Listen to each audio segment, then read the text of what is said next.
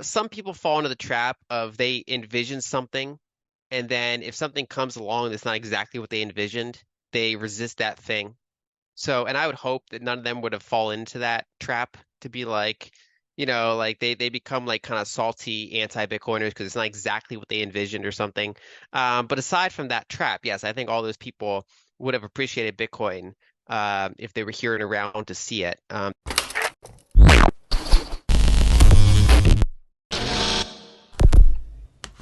Hey guys, welcome back to Everyday Finance. In this video, Lyn Alden discuss about Bitcoin and crypto according to Lyn Alden. You know we can't get out of the government. You know we won't have good money until we take it out of their hands. Hands fiercely. But all we can do is introduce something cunning and devious that we are unable to stop, Lyn Alden mean. That's essentially what Bitcoin is, essentially Satoshi. So he couldn't have known that he essentially described Bitcoin before it was mentioned by Ford Bitcoin is energy-backed money. Therefore, it did it in a fuller. Lyn Alden, I'm aware that some individuals make the mistake of picturing something, and then when it materializes, it's not quite what they had in mind. Lyn Alden would hope that none of them would have fallen into that trap, since what they imagined is that they fight that thing. Be like, they start to act like sour anti-Bitcoiners because it's not what they had in mind, or aside from that trap. Lyn Alden believed that all those people would have valued Bitcoin, and lots of things Lyn Alden discuss. So please watch the video to end, and share this video, and subscribe our channel Everyday Finance. Thanks. I do think they would. Hayek said basically, I forget the exact quote, but he's like, we're not going to have good money until we take it out of the hands of government. We can't take it out of the hands violently, but we can only just introduce something sly and roundabout that we can't stop. I mean, that's literally Bitcoin. That's literally Satoshi. So he couldn't, he basically described Bitcoin before it came. Ford talked about Bitcoin backed, money backed by energy. So did Fuller. Some people fall into the trap of they envision something, and then if something comes along that's not exactly what they envisioned, they resist that thing. So, and I would hope that none of them would have fallen into that trap to be like, they become like kind of salty anti-Bitcoiners because it's not exactly what they envisioned or something. But aside from that trap, yes, I think all those people would have appreciated Bitcoin if they were here and around to see it. They all had the types of minds that understood it. They understood. Many of them understood the kind of perils of the banking system. Ford talked about that, and Hayek, of course, had plenty to write about that. And so I think basically the shared kind of conception there is that rather than money being determined by a kind of small set of, leaders and the ability to kind of opaquely dilute one group and give it to another group, or just, kind of just arbitrarily do whatever they want without kind of much pushback. It's basically saying that money is resource constrained. And they some of them refer to energy specifically because energy is probably the purest type of resource constraint that we know of. But basically it's a way of saying that money is honest.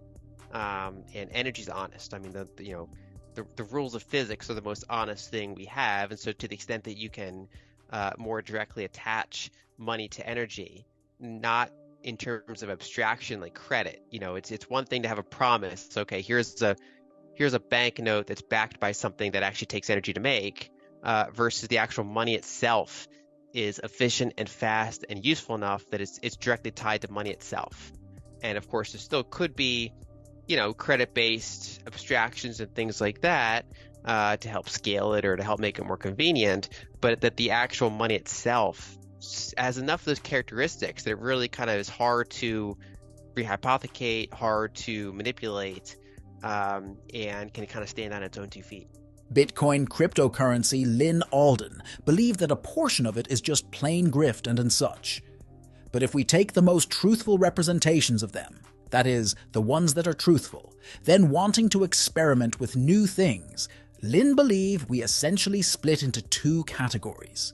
The first is that are we trying to fix the money, or to some extent we're attempting to fix both. But Lyn Alden trying to fix finance first. Lyn believed that what's happening in the larger crypto industry is that trading strategies are becoming more important than the underlying unit things more effectively, or how we can, sort of accomplish this or that with less regard for the fundamental unit of, can you believe that in the present day, we monetize other things because our money is so weak? It may be the stock market, real estate, you name it, whatever the situation may be, Lyn Alden said, in my opinion. And Bitcoin, the notion that finance may mend itself later is somewhat accepted by the community, which is primarily concerned with fixing the money. Let's back to the Lyn Alden interview. I mean, I think there are a couple different ways. I mean, one is, so Bitcoin versus crypto, I think is, part of it's just sheer grift and things like that. But if we take the most honest forms of them, right? So the ones that are honestly trying to try new things, experiment, I think we basically divide into two sections. One is that, are we trying to fix the money, or are we trying to fix finance first and foremost? To some extent, we're trying to fix both.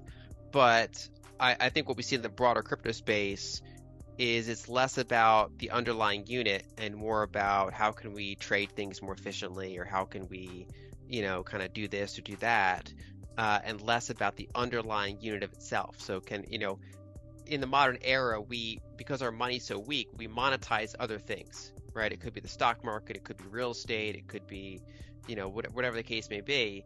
And I would say the Bitcoin community is more focused on fixing the money, and kind of takes the idea that finance can fix itself later. Like basically on fix the money first, and around that finance will be improved. Whereas crypto is, I think, less engaged in monetary theory and things like that, and more like how can we make a better decentralized trading environment or something like that, which in my opinion is the much smaller problem to solve. It's still, there are areas where that could be interesting, and I would like to see some of that on Bitcoin, but that's in my view a much smaller problem. So I think that's largely its own thing. And then there's this other people who are very intelligent, but then they see Bitcoin and they're kind of in the more of the no coiner camp. Often, where they just kind of say this newfangled technology is just not doing it. It's not, maybe they view specifically that money has to be gold, for example. It has to be physical, and they're really hung up on that aspect of it, which I think is incorrect. But that's kind of what they're hanging up on. Or maybe they have like a pet economic theory that you need some inflation, but just not much. And then like the fact that Bitcoin is absolutely scarce is a problem, or there's any number, if there's some metric that they prioritize a little bit too strongly, and they're not just kind of open-minded and flexible enough, they can sit there and say this isn't it, right? It's not flexible enough, it's not private enough, it's not XYZ enough. And I think what they're doing is they're overstating their own view of the monetary world, rather than kind of letting the market show them and try to learn from the market what makes good money. And two, they're kind of discounting probably too heavily the impact of network effects. And so, for example, with an engineering background, I focus on protocols. Why do we have Ethernet for 50 years? Why do we have USB for 25 years? Why do we have Internet Protocol for how many decades that's been around? Does it mean that we can't build something marginally better than them? Probably not. I mean, probably could marginally improve them. And those things themselves do upgrade. I mean, Ethernet's not the same as it was 50 years ago. USB is not, it's on USB 3.0 rather than 1.0. They do upgrade over time.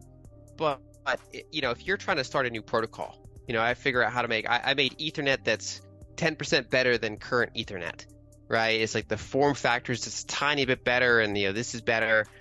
I'm starting from such a massive disadvantage because every device in the world has an Ethernet port, and it doesn't have my port, right? And so 10% better is not going to cut it. Unless I can find something that's just so dramatically better, it's a non-starter. The best I can do is hope that Ethernet will see my technology and incorporate some of it into its own for the next Ethernet improvement, right? And so that's, I think, where we are with Bitcoin, which is that it's, it has some potential upgrades to make either on the base layer or higher layers, but it achieves such liquidity, such network effects, that clearly that's the one we should be leading into if we understand network effects, protocols, and things like that. And so I think the shortcoming there is that people let the perfect be the enemy of the good, If it doesn't perfectly match their platonic ideal of money, they're like, that can't be it. And rather than saying, okay, it's maybe not what I expected it to look like, but I'll learn from it. It's what the market's deciding, and then maybe it changes what their own perception of perfect money looks like. Like I didn't know what perfect money looked like. I saw Bitcoin and I was like, well, that's the best money I've seen. So, according to Lyn Alden, Bitcoin is at a state of equilibrium where there's a rough, approximate demand for newly arriving supply. Should that sort of reaches a price equilibrium, at which point the fresh supply is cut in half, but it's still a significant portion of the network now than it was in the past. But its other factors are also kind of diminishing the effect. So if demand is not acting as irrationally affected, if, as you may know, 1 billion users of Bitcoin utilize it as opposed to just 1 million users of Bitcoin have more consistent demand. If you learned something from this video, then please like this video and subscribe our channel Everyday Finance, and we will meet in next video. Thanks.